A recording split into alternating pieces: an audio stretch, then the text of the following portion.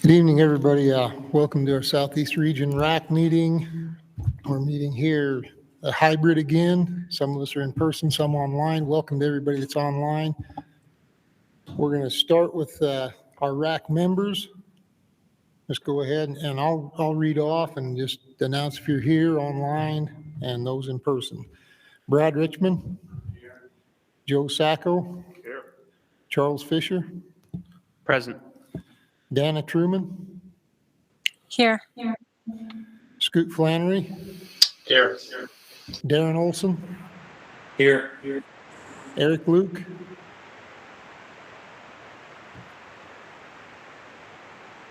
No Eric. Todd Thorne. Here. Justin Ivins.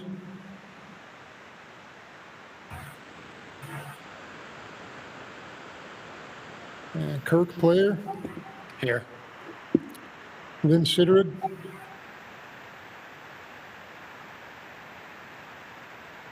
Steve Duke. Here. And Sunshine Brosey. Here.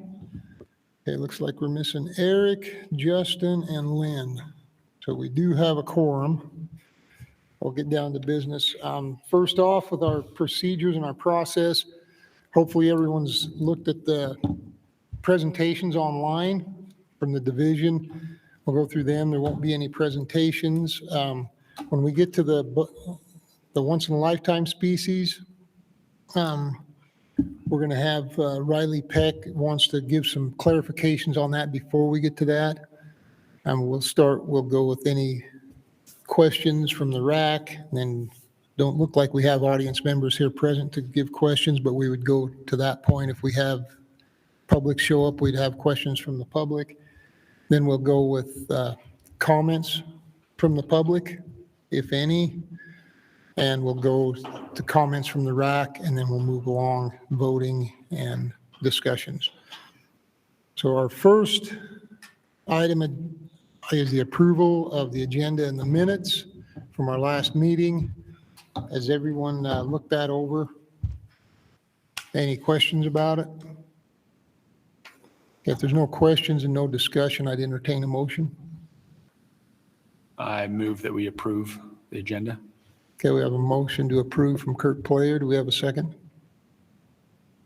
A second by Brad Richmond.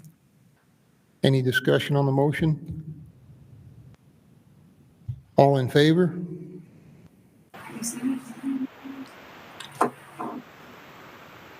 It looks to be unanimous. Okay, the next item we have is our Wildlife Board update. That took place on August 26th in Salt Lake City. I'll go through that, kind of just an overview, some of the stuff that more pertains to the interest of the Southeast region. One of the first things the board did, they added into their action log and looking into and studying non-resident versus resident application procedures for big game and buck bulls once in a lifetime. And there was some concern and questions about non-residents who may send in applications for a multiple number of years and obtain a bunch of points for various species, and then maybe draw an elk tag this year and move to Utah and become a resident, and next year they can start applying with 15 or 16 points for deer right off the bat. So it seems like there may be some momentum and some ideas about maybe going to the non-residents having an application procedure similar to what residents have. And that's something that the board's going to be looking into that maybe everybody ought to be aware of. And as far as our previous agenda for this meeting, the next thing, the board instructed the division to gain more survey information, do more surveys on emerging technologies, things like live feed trail cams that are cellular or satellite in nature, and also some emerging technology with muzzle loaders that needs to be looked into further before the RAC can go through that. And that, I believe, correct me if I'm wrong, Chris, but that'll be coming to us in November, right? Okay. So that's what I thought. Just as info, youth chucker hunt will be September 18th to the 20th, and they're going to be releasing some birds for that. Now, on the fur bearers, there was a motion made to accept the fur bearer recommendations as presented by the division, and that was unanimous. There was no action on the question of changing some of the rules with beaver trapping. There was a motion that came out of this RAC. The board did not take up that motion. As you recall, I believe it was Eric that made the motion, but to look into a process for allowing trappers to take troublesome beaver in places where it's not allowed to trap for public, and they did not act on that. And then as far as motions on the cougar was to prohibit the taking of collards statewide. There was a motion, accept depredation tags and spot and stalk tags. And that motion was later, after discussion, amended to a 3-year sunset. And it passed 5-1 with the Wildlife Board. And they did have some discussion on setting precedent with collared animals. And in the future, maybe if we have a precedent of not taking collared animals at all, that maybe animals will start being collared as a means of protecting them from take. And then the motion to approve the remainder of the recommendations on the cougar passed unanimously. And then a couple of other things with expo permit allocations and some things that might be of interest for us. They voted to remove, and this was a recommendation from the division that was voted on unanimously by the board, to remove deer permits on the Book Cliffs and the San Juan from the expo, and remove the elk Book Cliffs roadless permit from the expo, and to remove pronghorn on the San Rafael from the expo. That's of interest. There was a lot more that was involved in that, but that would be of interest of those of us in this area and in the Southeast region in particular. And then drought permit recommendations, there's going to be an additional 77 elk antlerless permits on the Book Cliffs, an additional 100 on the LaSalle's, and an additional 120 on the Fish Lake. And those permits will be allocated by those that didn't draw. It'll be first come, first served. They will contact them in order of those who didn't draw tags in the regular drawing and ask them if they're interested, and go down the line until they've allocated those tags out to everyone that wants one. And I believe that takes care of the Wildlife Board update. Anybody got any questions about that before we move on?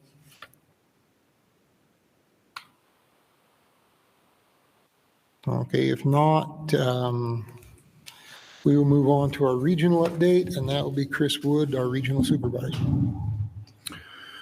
Good morning, or good evening, not good morning, good evening.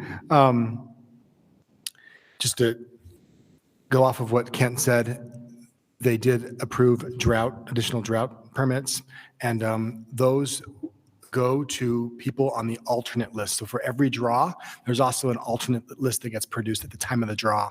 And those who were on the alternate list have been contacted via email with the opportunity to respond to that email and pick up one of those extra permits. So those should have already gone out and been purchased by those who were on the alternate list. Also, it's got additional clarification. The technology trail cam issue will be taken up at our December and January RAC board meeting. So we'll hear that in December here in this RAC. I don't have a PowerPoint tonight, so I'm just going to do a regional update with going off some notes that I have. Aaron Bott, who's our outreach manager, is usually the guy who makes a PowerPoint presentation for this meeting, but he's out on paternity leave. So we excused him from that assignment, and I'll just tell you what we're doing as a region. I'll start with our aquatics section. Our aquatics section will be sampling in Huntington Creek next week. There'll be electrofishing using at the usual monitoring sites that we have up and down Huntington Creek. And they'll also be establishing some new sites in areas that we did stream restoration work in the last year. And so it'll be interesting to see how the fish are responding to the restoration work that we've done and how the fish are responding to some of the flash flood events that we've had this summer.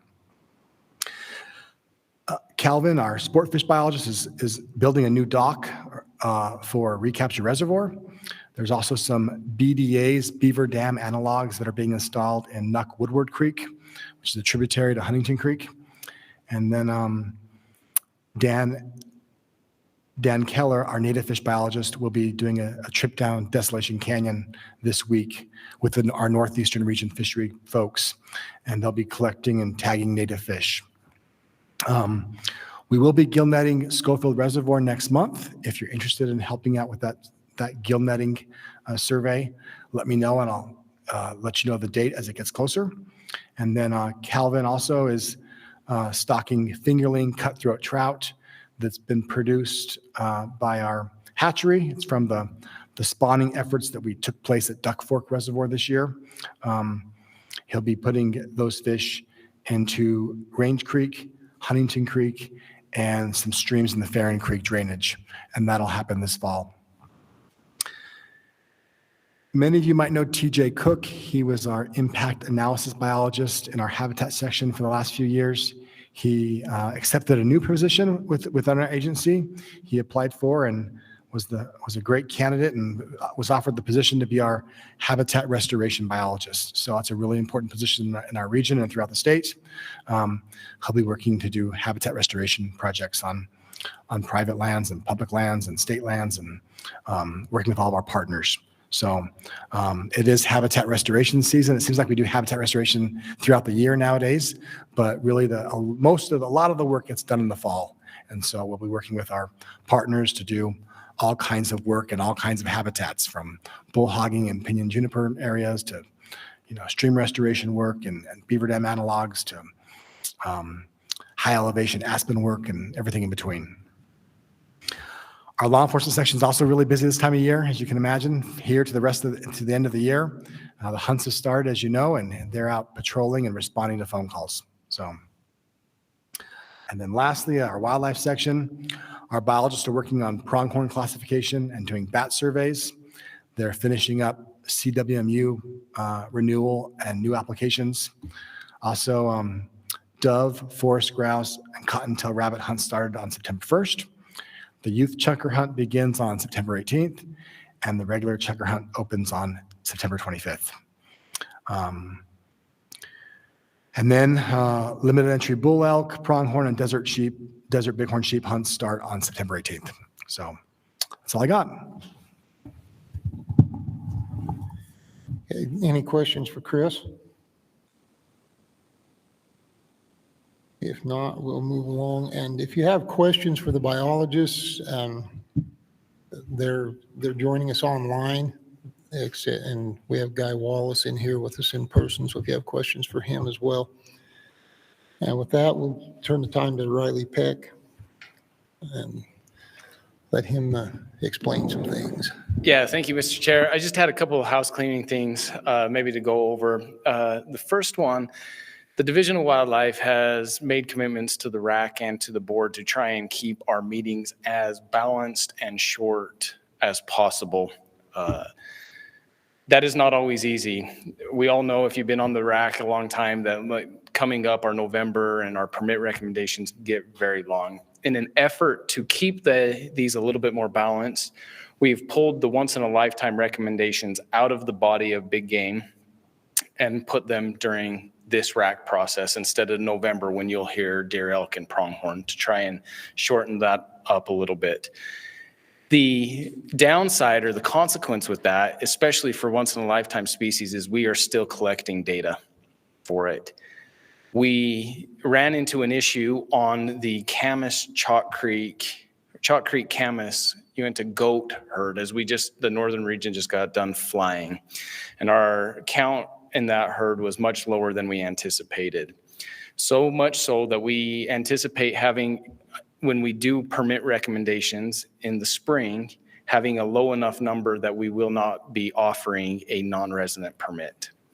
So as a standalone recommendation, we'd like to adjust that, and for that one hunt unit only, would like to recommend not having a resident permit, a non-resident permit on the Chalk Creek Camas goat area.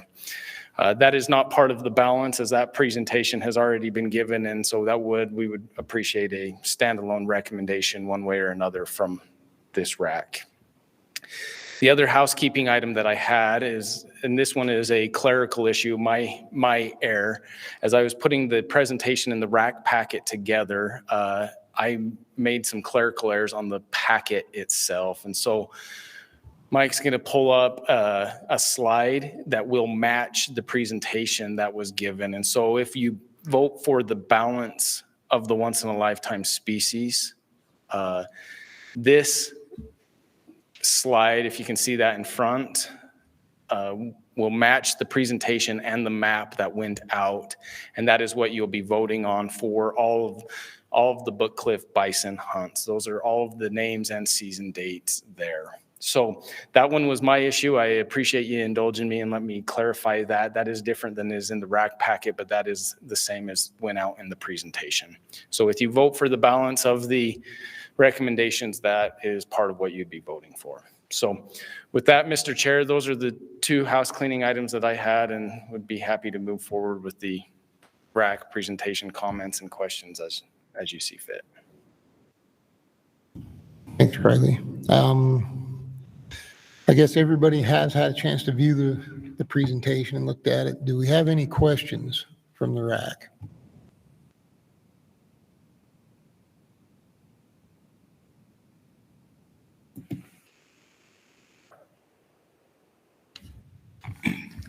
I do have one question. With the change to the bison hunting on the Book Cliffs and splitting it into north and south, I have a question. Did anybody look at access points to where the bison do spend most of their time on the Book Cliffs south as opposed to the Little Creek? And in conjunction with that, are we going to be adding more tags and potentially creating crowding at the trailhead at the top of Sago, because that's where 90% of the people are going to go? Sure. I will do my best to answer that question. And I believe that Dax Mangus is online, the manager in the northern region. And Dax, feel free to chime in if I butcher this too badly. We don't anticipate, in talking with the biologists, we have a growing population of bison that are living in the roadless area.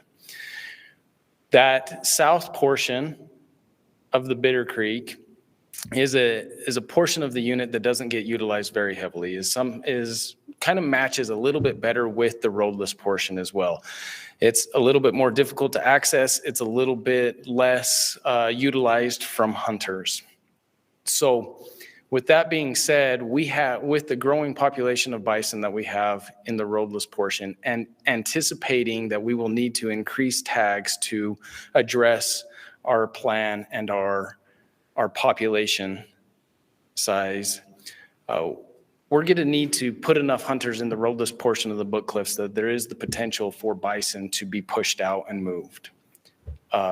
That being said, by adding the south portion of the Book Cliffs to that unit, it gives the division a safety net, if you will, or hunters. If we push all of the bison out of that unit, if we put so much pressure on that bison wander off to the south portion, that we still have an opportunity to hunt them and have access to those bison.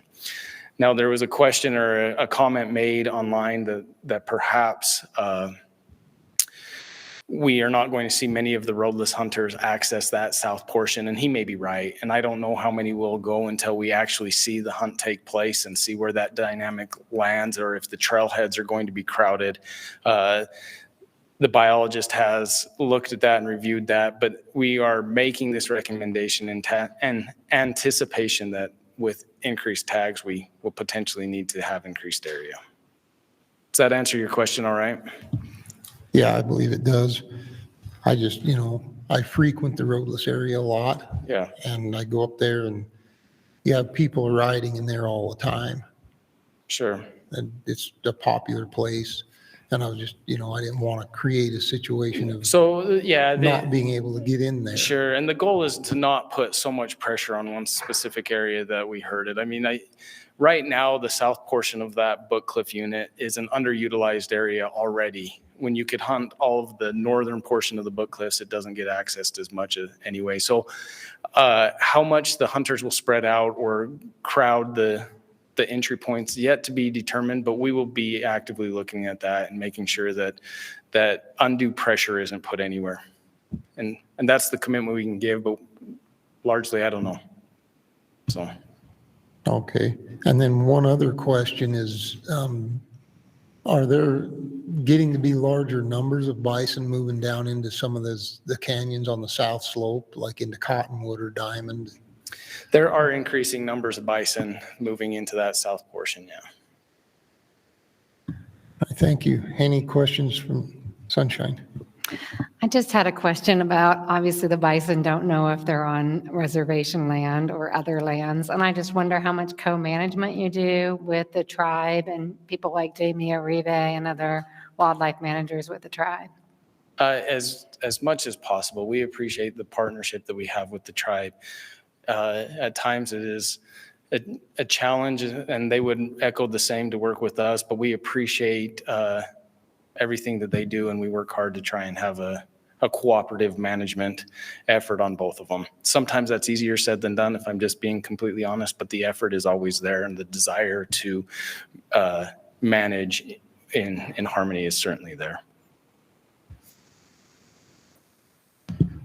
My question kind of piggybacks on Sunshine's there. I was just wondering how closely you guys coordinated their season dates with the tribe and your dates with adding that south portion and adding extra hunters. If we do all end up in the roadless area, my concern is that would push the bison not into the south unit, but into the tribe where they wouldn't be receiving pressure at the same time, and thus providing a less productive No, time. I mean, that's a valid question. And I don't know if Guy has an answer, or Dax, as to how we coordinate our season dates, but I do know that that's potentially is a reality, right? We do have that chance that if increased pressure on the roadless portion of the Book Cliffs on bison, that we may have some that move off and they may potentially go over to the tribe. I would say that the same may also be true with tribal bison moving on to us. And that is why there is an effort to try and manage those as best as we can together. It always doesn't work out the way we would like. It's not always perfect. But the reality is, I'm sure that there are bison that live on state land throughout the majority of the year that find their way onto tribal, and vice versa. And as we try to manage that, we'll try to continue to improve our methods.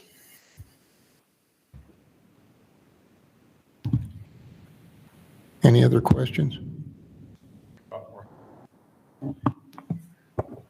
Since the bison's been introduced on the Book Cliffs, how has it affected the deer and the elk?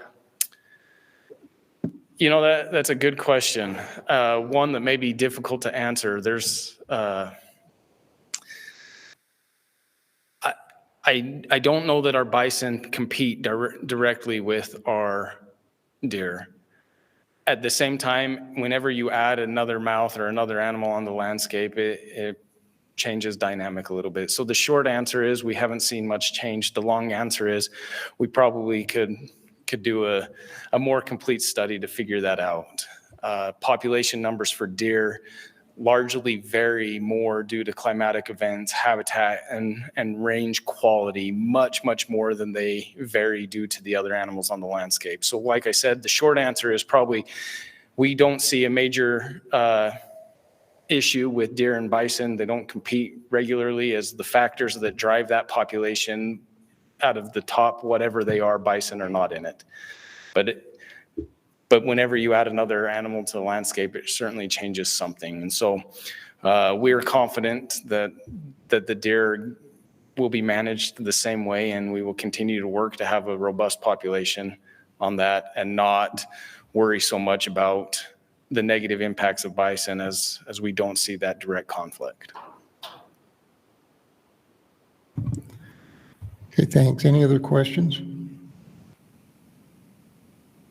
If not, we'll have Chris go through the online responses. We just received one online response to our survey, and they strongly disagreed.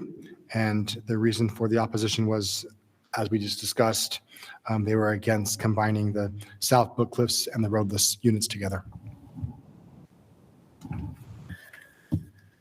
And we have no audience members here. So do we have any comments from the RAC?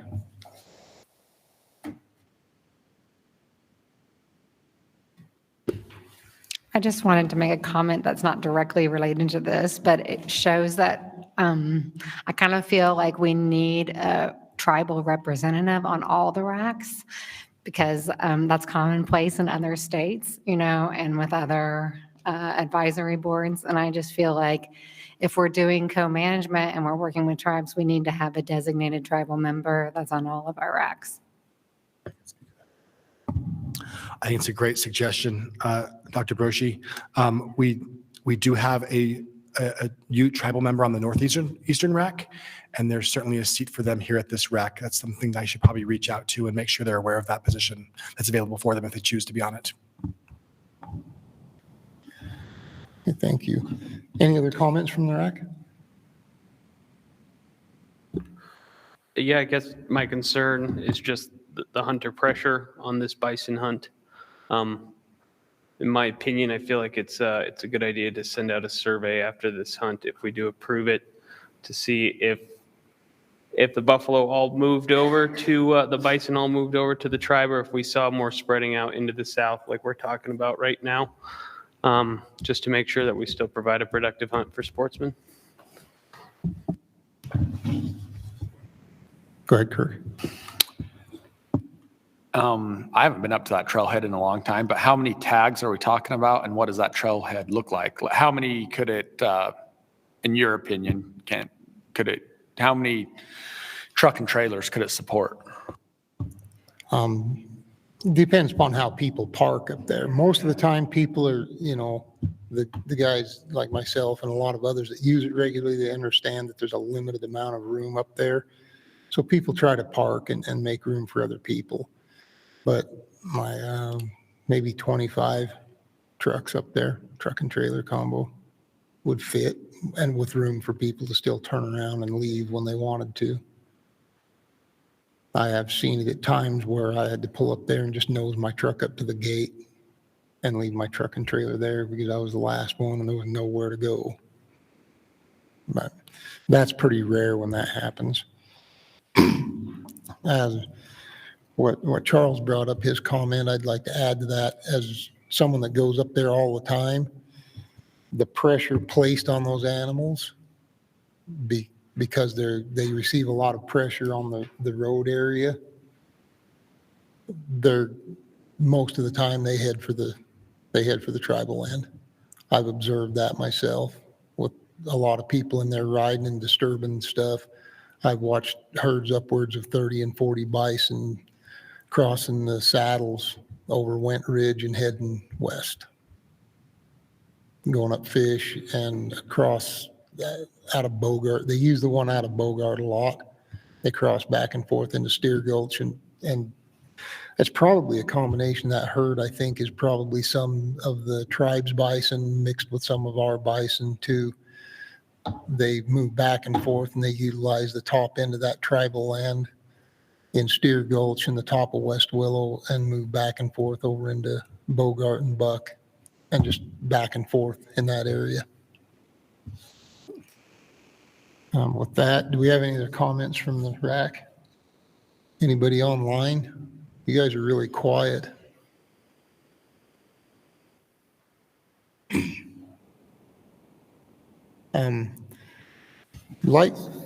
Before I ask for a motion, I'd like to make sure we remember what Riley's request, and let's do this in two separate motions. One for the new proposal that Riley brought up with the Chalk Creek Camas goat hunt, and then one for the balance. or break it up more if you so choose. With that said, I'd entertain motions. I'll make a motion that we approve the goat addendum, or what are we calling it? What he just presented. Okay, we have a motion by Kirk Player to approve the recommendation from the division as presented in this meeting by Riley Peck to remove non-resident goat tags from the Chalk Creek Camas hunt based upon their surveys of goats and low herd numbers. Is that correct? Okay, there's the motion. And do we have a second? I'll second that. A second by Charles Fisher. Any discussion on the motion? Okay. Let's go. I'll just read it off so we get to make sure we get all the votes online too. Brad? Joe? Charles? Aye. Dana? Yes. Scoot? Yes. Darren? Yes. Todd? Yes. Kirk? Yes. Steve? Yes. And Sunshine? Yes. The motion passes unanimously. And I would entertain motion on the remainder of the division's presentations.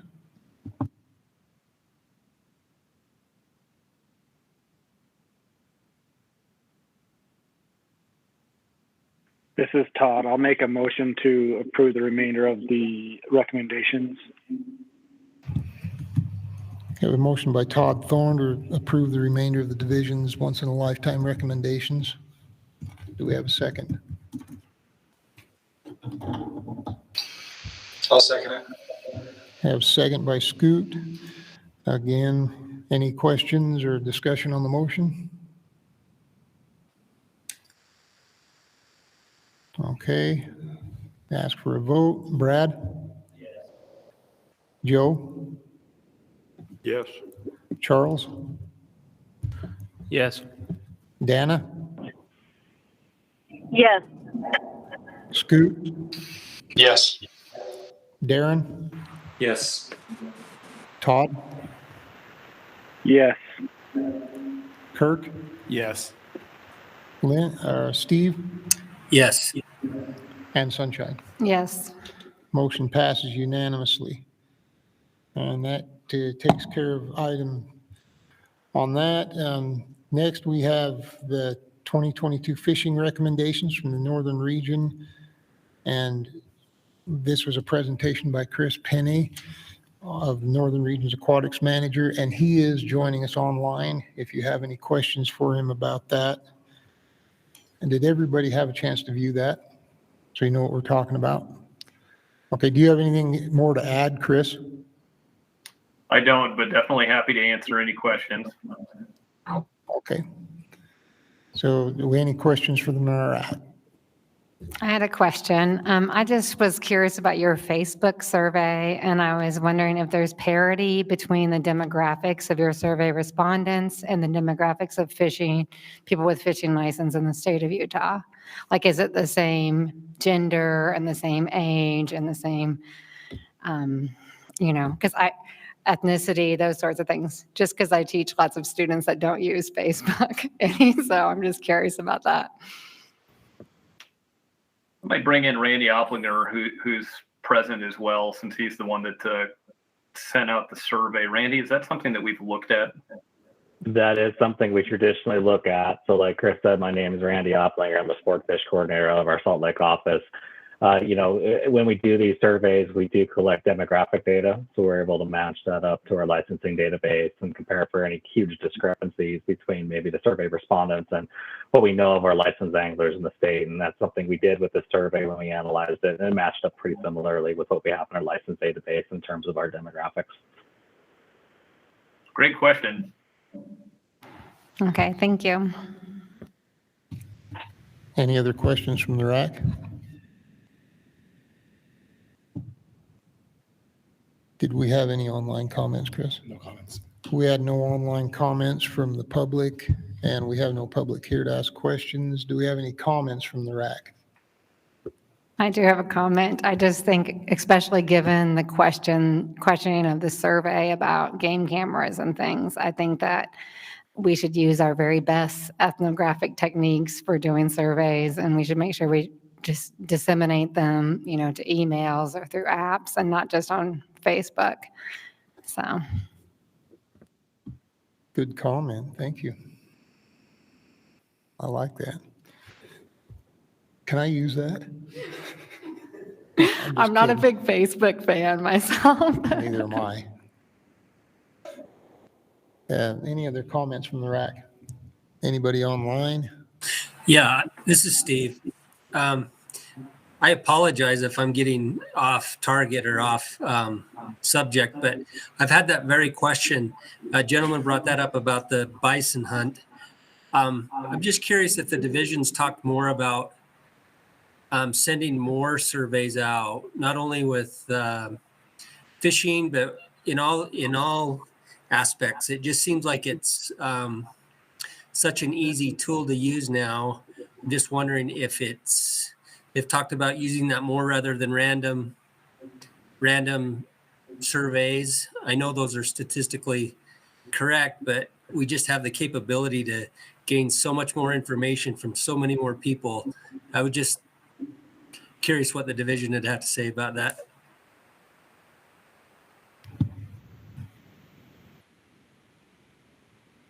Any response to that? I can offer up a response from at least the aquatic side. I can't maybe speak for the wildlife side of things, given that I'm in the fisheries program. But yeah, to get to your question, yes, we are looking at opportunities to expand our use of surveys. Certainly through things like Facebook, we're able to put out more surveys a little bit more frequently than we have in the past. To kind of get at one of the past comments, we do care a lot about making sure that our samples are representative of our general licensed public. We do ask that as a standard set of questions. And also, we have different ways to distribute surveys. And we definitely look at the kind of data we need for a particular survey and kind of gauge that, how we distribute it. So we sometimes, for instance, do email surveys where we're able to look at licensed anglers through our database and select groups of anglers randomly, but also base it off of demographics. So we get a representative sample. And we can sometimes go to our university partners who have even more, advanced techniques for selecting samples and that kind of thing. So really it depends on our use of the data and, the size of the, study we're trying to do. But yeah, we are trying to expand it, and we try to employ the best techniques possible in our Salt Lake office. We also have a social scientist who's been on board the last couple of years. So we frequently get involved in these kinds of studies since he's an expert in kind of designing these and distributing them. Thank you. I appreciate that. One comment I might add, also on the aquatics end, and this is specific to the regulation proposal at Bear Lake, is that this is going off more than just the Facebook survey as well. We've got at least 3 separate years of year-long creel surveys that we've been employing in order to interview anglers, basically 12 months a year as they visit the lake in a statistically representative survey. So we do a pretty good job capturing everybody that comes to that lake when surveying responses and attitudes of the public.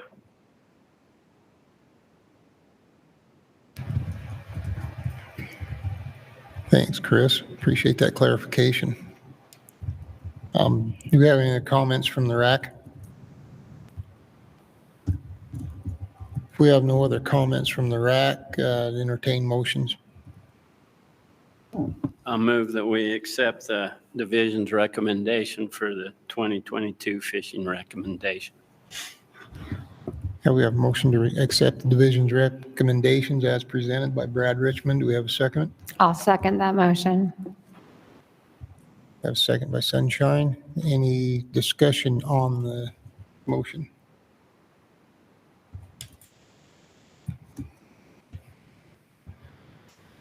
Okay, we'll go through a vote. Brad? Yes. Joe? Yep.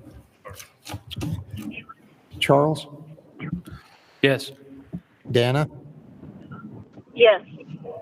Scoot? Yes. Darren? Yes. Todd, Yes. Kirk, Yes. Steve, Yes. Sunshine. Yes. Okay, the motion passes unanimously. Our final item, I guess everybody had the chance to watch the presentation. It's informational only on the round-tailed chubs, and if you have any questions on that, then feel free to ask, and the division will address them.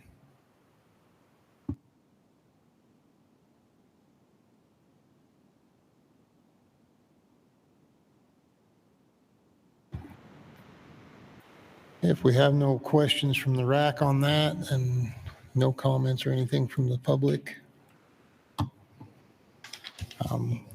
I would entertain a motion to adjourn.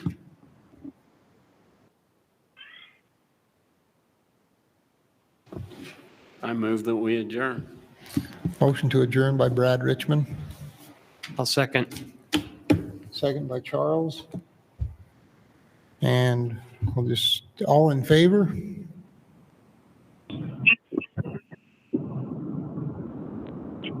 Yeah. You guys, it passes unanimous. We are adjourned.